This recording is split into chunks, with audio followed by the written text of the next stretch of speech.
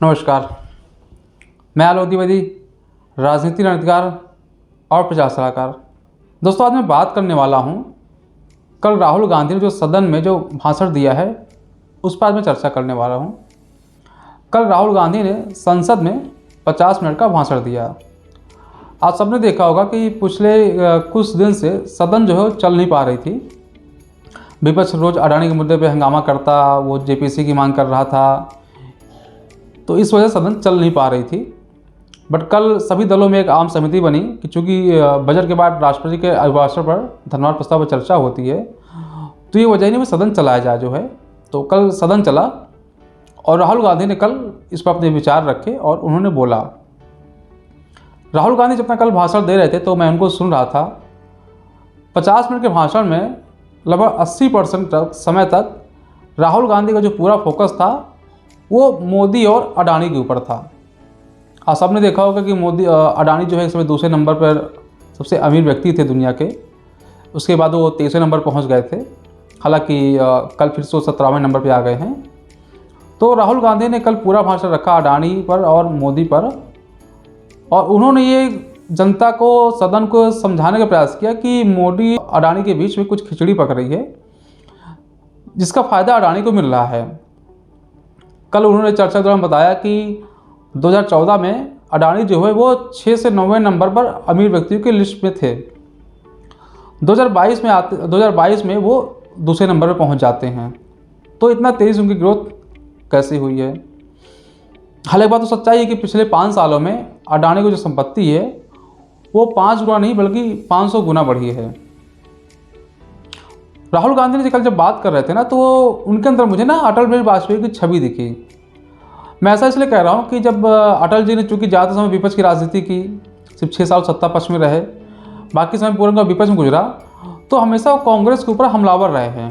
चाहे वो कांग्रेस नीतियाँ थीं या जब बजट आता था तो हमेशा कांग्रेस पर हमलावर रहे। राहुल गांधी हमलावर नहीं हो पाते थे, बट कल वो भाजपा और मोदी सरकार के ऊपर पूरी तरह कल हमलावर दिखे और सत्ता पक्ष में उसकी बेचैनी देखी गई। सत्ता पक्ष में जो उस टाइम जो मोर्चा संभाले थे वो थे पूर्व केंद्रीय मंत्री रविशंकर प्रसाद, केंद्रीय मंत्री अर्जुन राम मेघवाल और गोड्डा सांसद निशिकांत दुबे।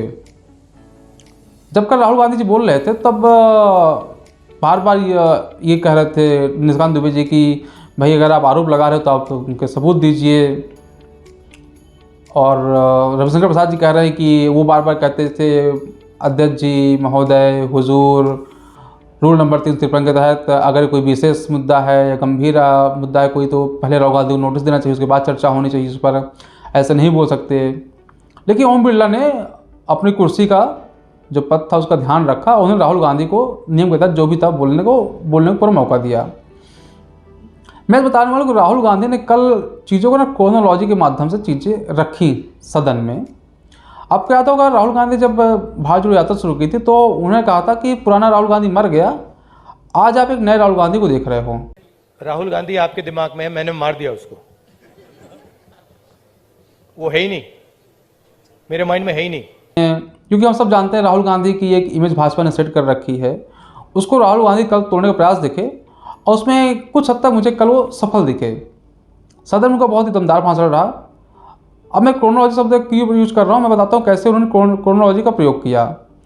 उन्होंने ये बताया कि मोदी जी बांग्लादेश जाते हैं और वहाँ पर एक डील होती है पावर को लेकर कि बांग्लादेश जो है भारत से वो पावर खरीदेगा।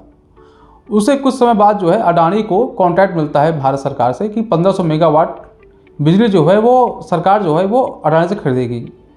और जो पावर प्रोजेक्ट है ना, वो निशिकांत दुबे का जो संसदीय क्षेत्र है गोड्डा, झारखंड जिले में आता है, वहीं पर पावर प्रोजेक्ट बनकर तैयार हो गया है। तो राहुल गांधी कहना चाहते थे कि इसके माध्यम से सरकार फ़ायदा पहुंचा अडानी को। दूसरा उन्होंने बताया कि प्रधानमंत्री मोदी जो है वो इजराइल गए थे। उसके बाद जो है अडानी को इजराइल में डिफेंस का कॉन्ट्रैक्ट मिल गया। राहुल गांधी ने यही भी आरोप लगाया कि अडानी के पास डिफेंस का कोई एक्सपीरियंस नहीं है। इसके अलावा राहुल गांधी ने क्या बताया कि भाई इनको एयरपोर्ट मैनेजमेंट का ठेका मिला हुआ है अडानी को। उनका ये भी कहना है राहुल गांधी का कि अडानी के पास एयरपोर्ट मैनेजमेंट का कोई भी एक्सपीरियंस नहीं है। हालांकि सरकार कहती रही है, इस पर अडानी भी एक बार एक न्यूज़ चैनल में बोल चुके हैं कि जो भी उनको ठेका मिला है वो टेंडर के माध्यम से मिला हुआ है, उसमें कई कंपनियों ने अपने रेट दिए, अपने प्राइसेस दिए और बताया क्या करें, कितने टाइम पे करेंगे, कैसे करेंगे। उसके आधार पर को टेंडर मिलता है। सरकार को डायरेक्ट टेंडर नहीं देती है, वो ई टेंडर होता है, उसके माध्यम से उनको टेंडर एलोकेट होता है, फिर अपना काम करते हैं। एक चीज़ राहुल का आपने सुना होगा कि अडानी का बयान आता है कि वो हिंदुस्तान की सबसे बड़ी ग्रीन एनर्जी वाली कंपनी बनना चाहते हैं। और इस बार जो बजट आया उसमें निर्मला सीतारमण ने 19,800 करोड़ रुपए ग्रीन एनर्जी के लिए रखे हुए हैं।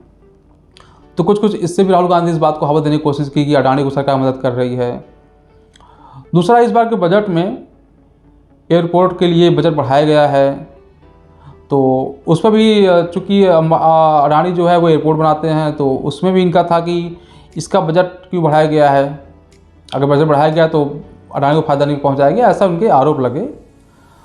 मैं आज ये चर्चा करने के लिए मैं नहीं बैठा हूँ कि सरकार अडानी को फ़ायदा पहुंचा रही है कि अडानी फ़ायदा नहीं पहुंचा रही है, वो एक अलग विषय है। अडानी एक बिजनेसमैन है, सरकार जो प्रधानमंत्री मोदी के नेतृत्व में चल रही है, सरकार अपना बजट लाती है और उसके अनुसार वो सरकार काम करती है आगे।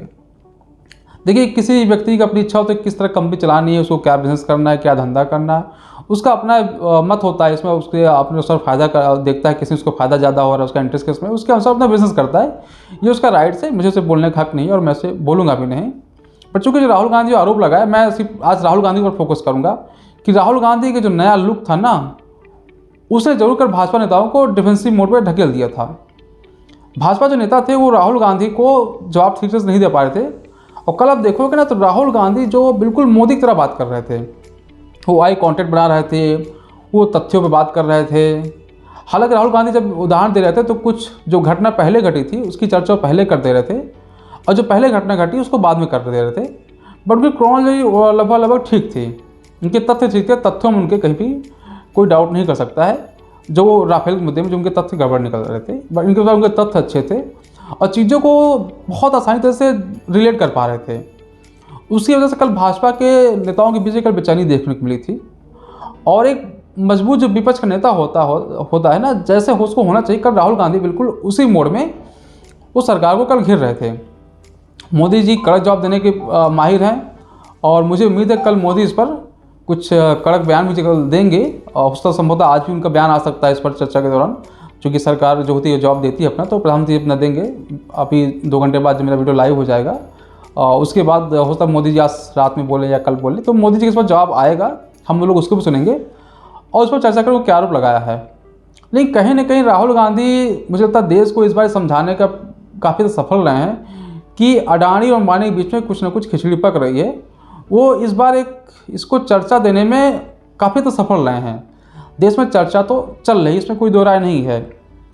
हिंडनबर्ग की जो रिपोर्ट आई अडानी के ऊपर, जो कि खिलाफ में रिपोर्ट आई, उसके बाद अडानी शेयर से लगातार गिरते गए और वो दूसरे नंबर से 23वें नंबर पहुंच गए थे वो।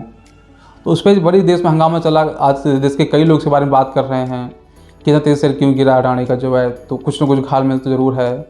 हालांकि मैं इसको ज़्यादा रिपोर्ट तवज्जो नहीं देता हूँ, क्योंकि जैसे इसमें एक मुद्दा था कि अडानी को लोन बहुत मिलता है, तो जो लोन मिलता है ना बैंक खुद देखता है, रिकॉर्ड देता है कंपनी, उसके बाद बैंक लोन देता है, वो एक अलग विषय है फिलहाल। और अडानी की जो ग्रोथ हुई है, कितना ग्रोथ कितना वो अडानी का विषय अपना, या जो एजेंसीज रेटिंग करती हैं उनका विषय अपना, मेरे उसमें लेने देना नहीं। मैं राहुल गांधी पे बिल्कुल स्ट्रिक्ट रहूँगा। राहुल गांधी जो आज जिस लुक में दिख रहे हैं और जो उनके तेवर हैं, जो आई कॉन्टैक्ट बना रहे हैं, वो उसे जरूर मैं काबिल तारीफ मानता हूँ। जो एक नेता के अंदर होना चाहिए वो राहुल गांधी ने कल उसको सदन में दिखाया है। खासतौर जो कांग्रेस समर्थक होंगे ना, कल उनको राहुल गांधी का भाषण जरूर सुनना चाहिए और जो सुना होगा तो उनको पसंद भी जरूर आया होगा। राहुल गांधी के तेवर, उनके आई कांटेक्ट, उनका जो कॉन्फिडेंस था वो बड़ा लाजवाब था, वो देखने लायक था। यही कॉन्फिडेंस, यही तेवर अटल बिहारी वाजपेयी जी का होता था जब कांग्रेस की सरकार थी। दूसरा, जब इनके ऊपर जो निर्मला सीतारमण मुझे आरोप लगा भी बजट को लेकर कि ग्रीन एनर्जी का बजट बढ़ा दिया, उसमें अडानी ने घोषणा कर रखी साल में सबसे बड़ी ग्रीन एनर्जी कंपनी में बनाऊंगा, तो ये जो चीज़ रिलेट कर रहे थे ना, उससे भी जनता को राहुल गांधी मैसेज देने में कामयाब रहे हैं। उनका एक तरह से इंडायरेक्टली था कि अडानी के कहने पर ये बजट एलोकेट किया गया है।